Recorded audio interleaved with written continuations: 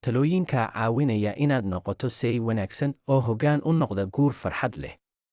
Waxaa suurtagal ah inaadan waxba ka ogeyn inay jiraan waxyaabo guud ahaan dumarka ka farxiya markii nimankooda ay muujiyeen. Ma rabtid inaad noqoto say xun ama nin xun hagaag, haddaba dhegayso talooyinka caawinaya inaad noqoto say wanaagsan oo xaaskaaga ay u baahan tahay. 1. Muhiimad sii guurkaaga. Kani waa qaabka ugu horreeya ee aad ku qancin karto xaaskaaga. Mudnaan siinta guurkaaga waa waajib ku saran, mana loo baahano inuu qof ku xasuusiyo taas. Taas macnaheedu waa inaad go'aannadaada gaadho adigoo ku salaynaya saamaynta ay ku yeelan karaan guurkaaga.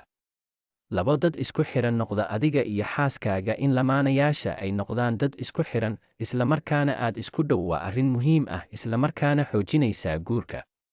Waa inaad lamaanahaaga wadaagtaan wax kasta sida culeysyada nolosha, culeysyada dhaqaale iyo mas'uuliyadda carruurta.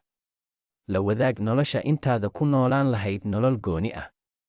3. Noqo mid dhegaysiga ku wanaagsan. Dhegaysigu waa habka ugu wanaagsan ee aad kula xiriiri karto xaaskaaga.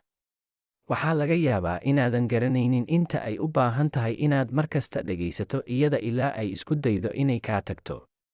Sidaa darteed ogow in xaaskaaga ay u baahan tahay inaad dhagaha amaahiso si ay kuula wadaagto arrimaha jira, wax kasta oo reerka ku soo kordhay. 4. Waalidnimada. Haddii aad leedahay carruur, noqo aabbaha wanaagsan ee ay carruurtaada u baahan yihiin.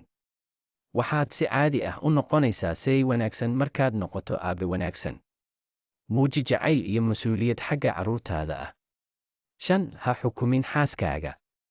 Way og tahay waxa wanaagsan iyo waxa qaladka ah, sidaa awgeed ma ahan inaad u sheegto waxa ay tahay in la sameeyo iyo wixii ay tahay inaan la samayn.